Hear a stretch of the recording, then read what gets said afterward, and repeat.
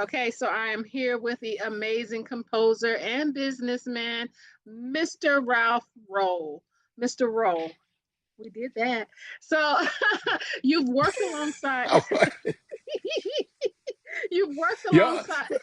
first of all, y'all got to understand the shenanigans that happened before she said all of this. So she's a wonderful person, and that was funny. Oh, So, thank you. Now, you've worked alongside culture icons over the span of 50 years, artists who've made music and shaped generations. What did those spaces teach you about creating longevity and legacy?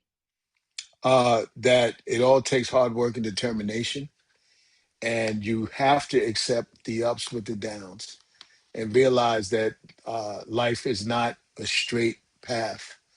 Is that there will be twists and turns, and sometimes there'll be stoplights that are broken. You got to wait and get them fixed, but you never give up. You got to keep going. Period. That period, point blank, Mm-hmm. and that's in every facet of everything that you do. Is I understand why some people say certain things, Mm-hmm. and I just never thought that way. I've always felt like we have been given the ability to think as individuals and not to wait, but to get it done. Right. And some people choose to wait, and I don't know what they're waiting on. So Okay. my goal and my attitude is to get them to see themselves in a more positive light and help them to move themselves along with the strength and the ability that they have, and don't wait, because you're not promised. Right. That's right. you know the next day it just might not come. So We knock on wood, Mr. Roll. Now, you're the maestro of rhythm, and rhythm is the foundation that everything else is built on. Do you see a parallel between the role and how you built your successful businesses? uh I would have to say, being a drummer, and understanding that in order to survive the music business, and this is for any position, you kind of have to travel to the beat of your own drum. Mm-hmm. You got to create a path that people respect based on your work ethic, and also being humble to the process at the Mm-hmm. same time. It's a lot of hard work being a musician, um, but it's a passion that you have to love, Right. or it could eat you alive. you Okay. know it really could. No, I mean, but you prove that it can, but you figured out the recipe, which is why you have 50 years in the game. Well, I realized a long time ago, and this is something I teach in my master classes: the day that you get it in the music business is the day you realize that you're not in the music business, but you're in the business music. Right. This is a business first, Right. and you're going to play at whatever level that you're going to play, but it doesn't mean that people are going to pay attention to it because you're not handling your business. You might Right. have a problem with being late. You might have a problem with your attitude. You might have a drug problem. You might have just things that are obstacles that are going to get in your way. But if you're handling your business and people start spreading the word around, and no, he's going to be there. He's going to know his stuff. He's Mm, he's he's good. Then you'll be okay. I love But that integrity and character. yes, absolutely integrity and character. Mhm. Now, what do you think makes something timeless? The presentation, what it makes another person feel like. Hmm. That's what makes something. I think what makes something timeless. Hmm. Like you can listen to some of the great composers of our lives.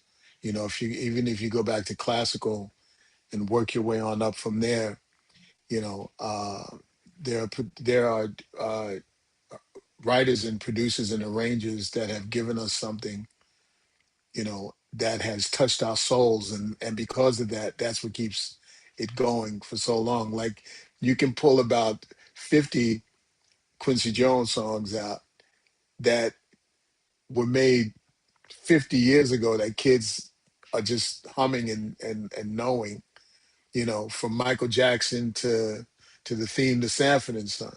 Right. And then you could, look at some of the other masters like Duke Ellington and Count Basie and Mozart and on down the line. But what makes it timeless is how it's touched everyone else, even Tony. You know, Mhm. trust me, when you sing a Tony song, there's not a person that knows about Tony that's not just going to start going. You just can't help it. Right. So that's what makes it timeless. It's how it touches our souls. Okay. Now we're going to talk about creative instinct and emotional connection. Now, music, like you said, touch people's souls, or especially the ones by Tony. And music connects people emotionally in a way that's hard to explain. Do you approach soul snacks and your newest website, Dear Family Stories, with that same intention to make people feel something, not just consume it? So let's just go back to when I first decided that I wanted to be a musician. Because Mm-hmm. when I was a young kid, the drums showed up in my house. My brother was the drummer, and Mm-hmm. I just wanted to play drums because he played drums. Anything my brother did, I wanted to do. Mm, And then the drums were gone, and the reason why they were gone is because my brother was still in high school and got his girlfriend pregnant, and my mother put him out. So he needed to sell the drums to get money because he needed to get an apartment. right. You know, the silver lining is that they're still together, and it's been over 50 years. That's the silver lining of that story. But I was still mad as hell because I had no drums. Right. So when he told me, he says, so I had to sell the drums. Michelle is pregnant, and mommy put me out. And I looked at him and said, "Where's the drums?" That's all I said. Right. So I started playing everybody else's drums, but I also, like my brother, following him again, had a passion for mechanical engineering. Mm-hmm. But then one day, after 4 years of taking mechanical engineering, I just was in my class and I looked around and I could feel it like I was still there. I was like, I can't do this for the rest of my life. I Mm, got to be a drummer. So I went home. I went home and I told my mother, excited that I had made a decision about what I absolutely wanted to do in my life. And she just looked at me and said, "Boy, you just lost your mind. That ain't a career. That's something you just do. That you need right. a job." Parents of that era, it was about having a job. Most parents moved north because that's where the jobs were. It wasn't about entertaining for the most part, unless you came from an entertainment family. Right. But it was about a job. So she was worried that I wouldn't be able to support myself, and I get it. But I had to prove her wrong. But the passion from that point on, anything that I would approach, I approached it with the passion of getting it done. Mm, If the passion hit me, I'm not just going to let it sit. I got to get it done. The same thing when I started the cookie company. I started as a shy young guy, just trying to get to know girls because I felt like I didn't have any swag, so I would give girls cookies and stuff, and that turned into a business when my girlfriend moved in. But wow. I took on the same passion with that because once I started it, I'm like, I'm not going to let it go until it succeeds. And this year makes 30 years, and we've made it all the way to Walmart.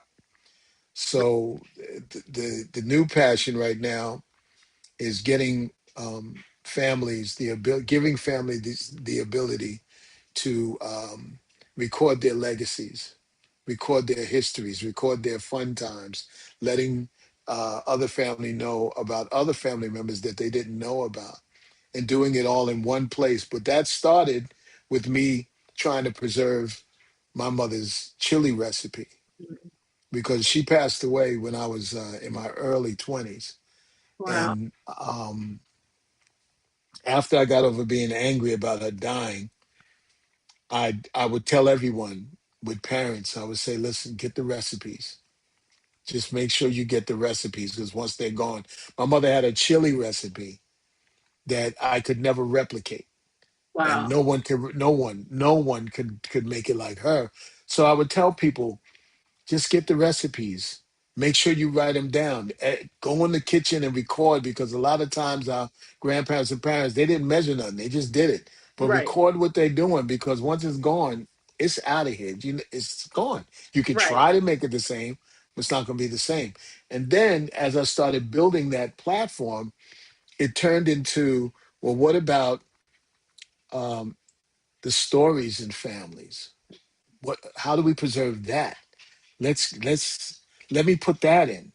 And Right. then how about if people can collaborate with each other in the family, because people have stories over here and pictures over here and different things that other family. I just got a folder not too long ago from my sister that she got from our cousin of photos I'd never seen before.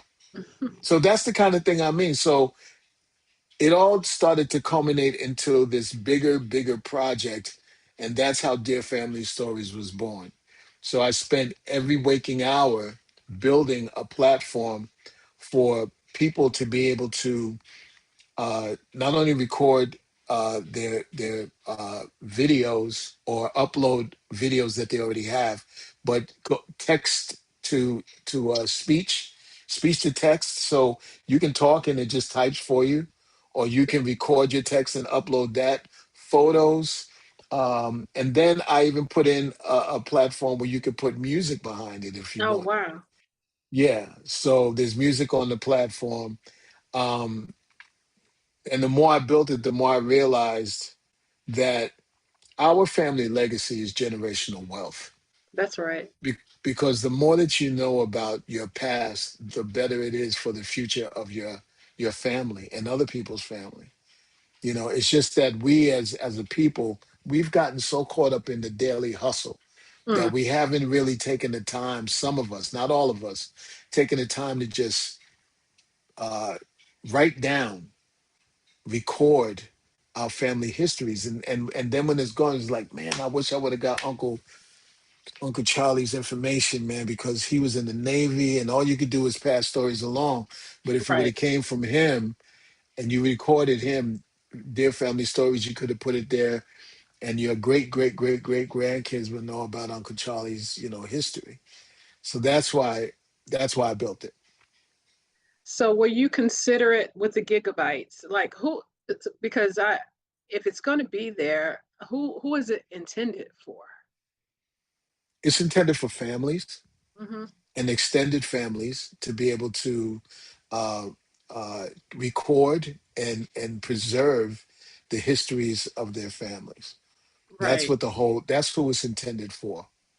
So what I did is I added a collaboration protocol where you don't have to pay for it. You could just send an email to someone and they could collaborate with you for free. The goal here is not, I'm not trying to get rich off of this. I'm trying to Right. preserve, I'm trying to preserve families and preserve information from families. That's the whole goal for me. So other sites are monthly charges. This is a one-time charge, membership for life. You don't have to go in again 2 months or a month from now, and all of a sudden you look at your bank account, more money's coming out. That's not what's going on here. Right. Dear Family Stories is one time, 29.99. And if you finish your story and you say it's complete and you want to do another one because you're a member, it's half the price, 14.99. Okay. Now with the website, it's for when you say it's for families, this is across the US, not just your family or localized to where you are. Who is it's extended to everyone, correct? This is an international platform. Okay. You can write any language you want. You can put any font that you want. So it's for everyone.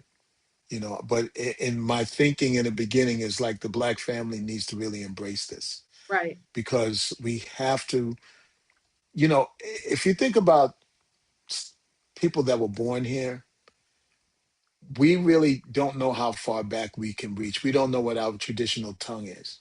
But Right. when Right. people come here, they have their traditional languages, food, music, beliefs, uh, just everything, language. But here in America, most of us don't even know our real last names. Right. We know what we have, but it's time that we preserve what we know we have, because that's a legacy. I agree. I mean, I agree when you think about your ancestors that's passed on. What do you know about the five generations back? That's my point, and this is a good way to get started. So whatever you do know is now put in a digitized platform, a digital platform that you can, not when you're done, you can keep it digital and or download it to your computer or a flash drive and show it there. But I just added in where you can actually make a book out of it. So anything that's a video or anything that's audio, when you go to the book, there will be a QR code in the book, and when you scan it, it will play the video or play the audio. Did you have a developer to work with you to Nope, build the I did it. site? I built it. I learned. I did all the studying, and I built it myself. It was a lot of hours. I stayed up until the sun came up many, many, many. My wife Wow. will tell you. I said many nights. I'm kind of a workaholic, and I just want to learn stuff. I like Right. learning stuff. That excites me. So I just sat up and learned how to build and talk to AI Right. and create just a platform, test it out, create, test it again, make sure everything is working, ask other people to test it for you.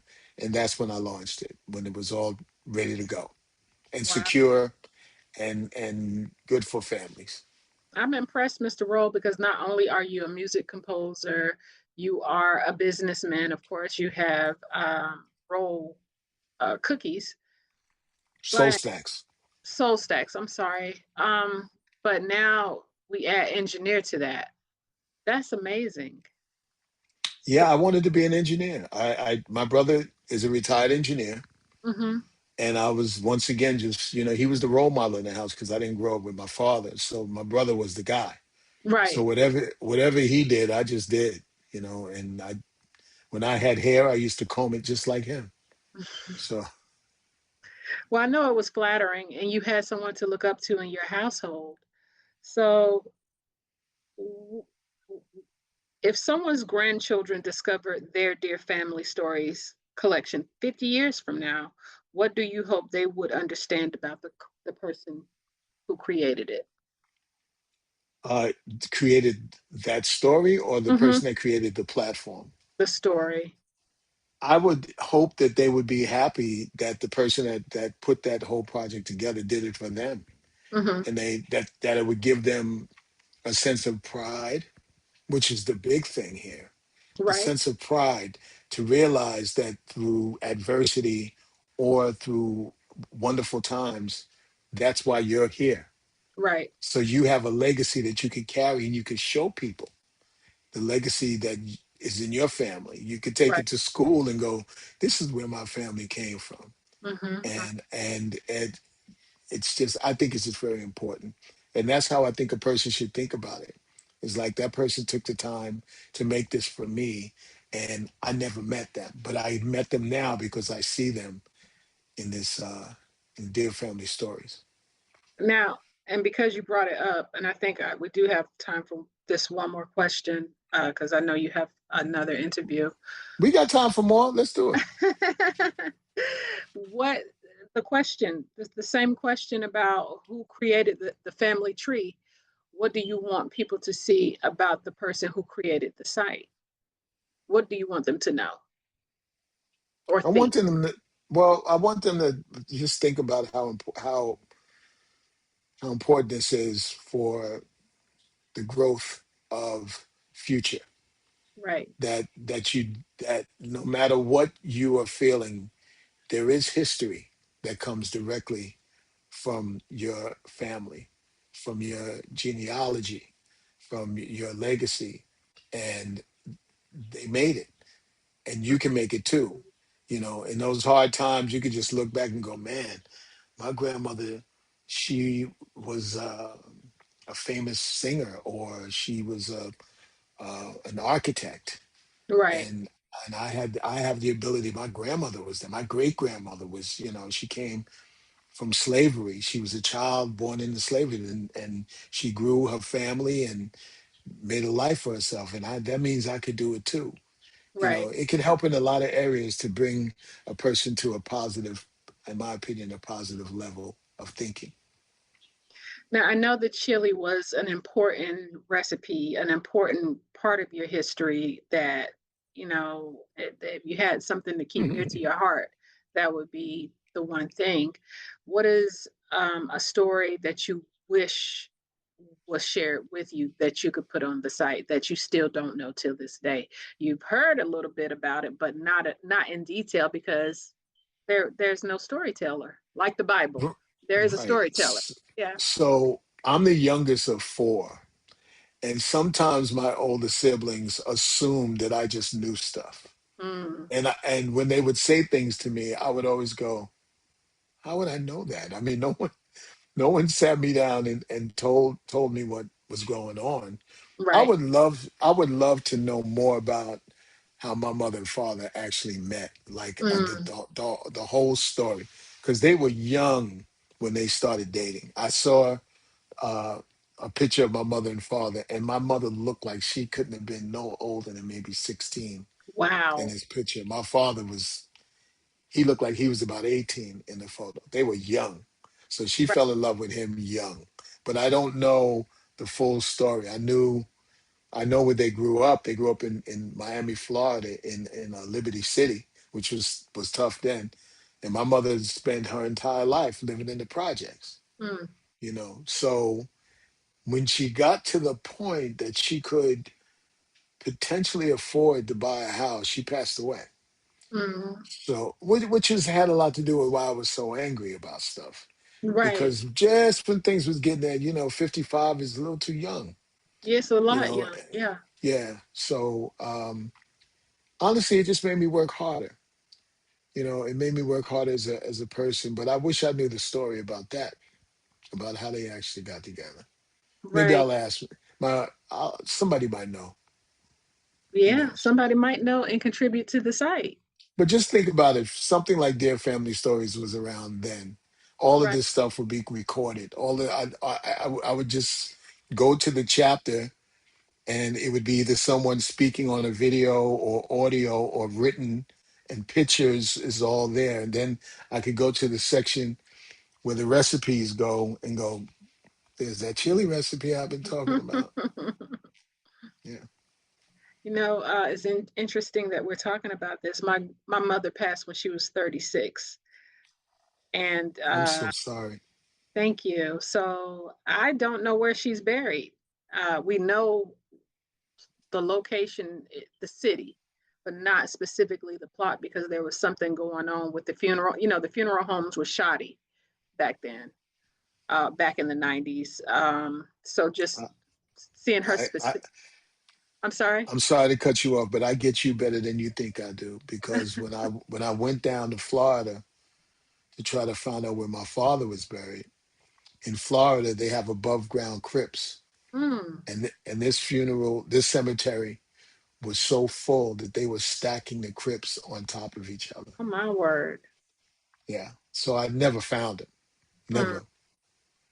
I went once, and I'm like, this is too devastating. I won't be doing this again. right. So I feel for you. Right. And this is the reason that you have um, the site. I don't think it's by happenstance that we're talking about it, but you have these instances where these things happen and there's nobody to recollect the information. And that's where you come into play. Yes, yeah, that's the goal, is to pick up uh, information and uh, record it so that it's never lost again. Hmm. So when we look forward to the future, of course, dear families will have evolved by then because you said that if they email the information, someone will get back in contact with them and upload the information, or are they? So this is how it works. Mm, When you sign into Dear Family Stories, the first thing is that I give you the ability to start for free. You can mhm, just test it out, see if you like it, and I believe after working on two chapters, It will ask you if you want to continue. Then you have to you sign in and get a subscription. At that point, you can get in touch with your family, your cousins, with whoever, and have them collaborate on that particular story. Right. And they could upload photos, pictures, videos, stories, recipes, just like anyone else. And then at the end of all the chapters, no matter how many chapters you have, when you hit finish, then you have the ability to download the whole thing. And you can make a book out of it too. You can make book covers on my platform. You can Wow. upload photos for the book cover. Choose different fonts, different colors. There's a lot of choices on there. I tried not to leave anything out Hmm. because you can't take any of this information with you, and I didn't want to Right. leave anything out. So that's why I kept having those ooh moments. Mm. Oh, wait. Let me Right. try this. Oh, and before you know it, it had all of this, stuff that you can do, and I'm very proud of it. No, it's amazing. Like I said, you thought of every detail because a photo album is important. A book cover is important when you leaving something to your children. Um, my kid's grandmother, and this is where this dear family stories come into play again. Asked me to write her book because she wanted to tell her own story in the event that she passed, information that her kids wouldn't traditionally or wouldn't know about. So this is where the site would be helpful with that, where they could come onto the site and pull that information as she plugs that information in. Yes, Hmm. yes, So, exactly. so with when did you create the site? Like, what is that time frame? Has it Oh like? God, I started building this site um, last year, Okay. and like I said, every waking moment I had, I was working on it. Right. It's a lot of build and tweak, Right. build and tweak, and make sure. No, I don't like that color. I don't like the way how that flows. Let's change that. Let's do this. Let's do that. And then finally, when it was all said and done, was in April. Hmm. I finished in April. So the Wow. site This has year. yeah, hmm Okay. yeah, What are has it soft launched and have users? Do you have users? I know your sister is with. yeah. So before I put made the site live, I sent it out to my friends and had them use it. Hmm. And they would call me back with different questions, and I would write those things down. And then whatever they would say, I would go in and test it myself, or move something around or change a color or whatever. So everything was to the liking of the end user. Because Right. sometimes, even in music, when you're building something, sometimes depending on your level of proficiency, you might add stuff that the common person just might not understand. So you got to change it a little bit to give a full universal understanding. So I made sure to do that. And one of the things that I did, I made sure that what you see on your computer would be the same exact thing that you see on your phone. Mm. It's the same color setup. It's the same platform. It's all the same. So testing it with people was just a lot of questions and giving answers and saying, okay, let me look at that and see how that flows. I don't like how it does this when it does, like when you go to one page, I would want you to make it do this or whatever, and I would go in and test it out and see if it would work. But Right. it's a thing of patience. I mean, I could basically, with the modern technology that we have right now, the abilities that are bestowed to us is amazing, Right. of the things that we can do. There's no limitations. If you think there's limitations, you're absolutely wrong. There's the only limitation is not doing it, which is a pet peeve of mine. I hate when people say I'll start tomorrow, I'll do it the next. I just can't do that. This life is too short. I agree. Now,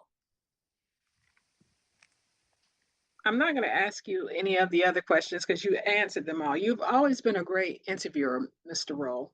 Thank you. I appreciate that. That's that years of experience. People So, say I should start a podcast. I wish I had the time, I would do it.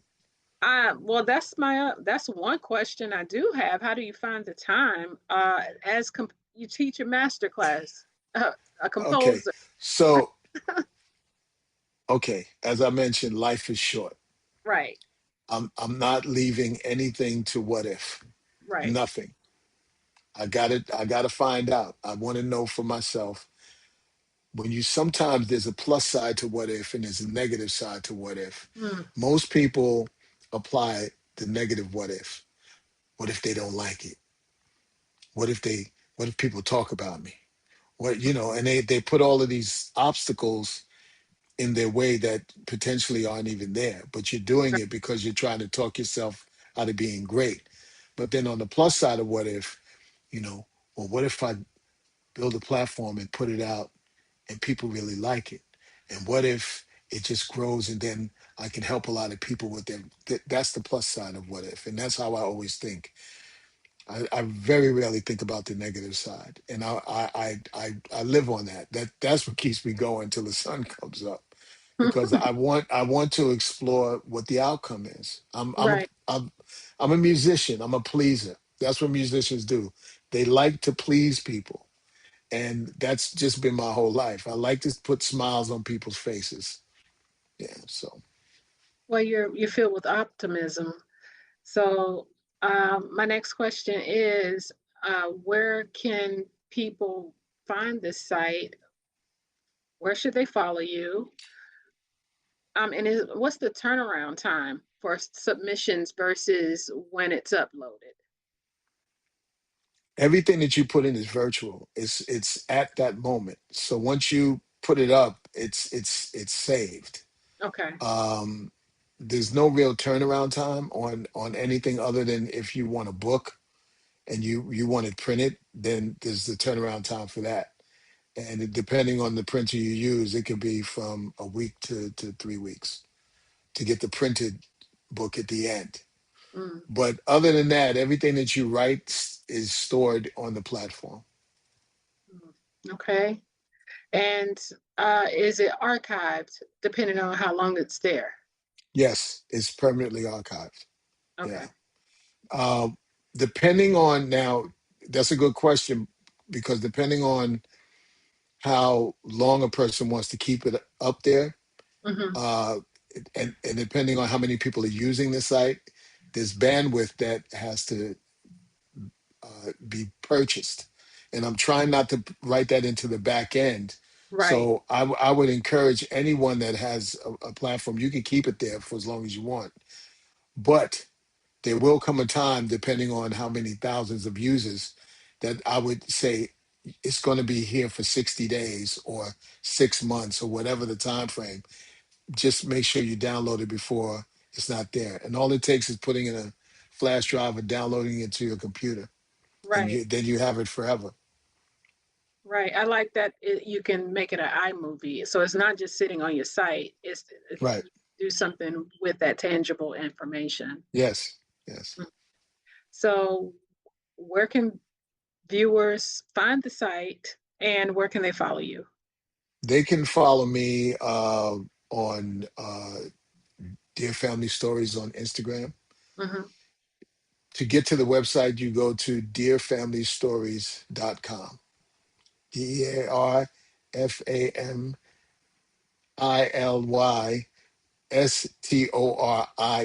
That's a lot, but it's just dearfamilystories.com. Well, that's how Yeah. you find it. Yes, dearfamilystories.com. Yes. Right. It's no shortcut. If you want to get to the site, it's the name of the site, literally. So, Dearfamilystories.com. Yes. yes.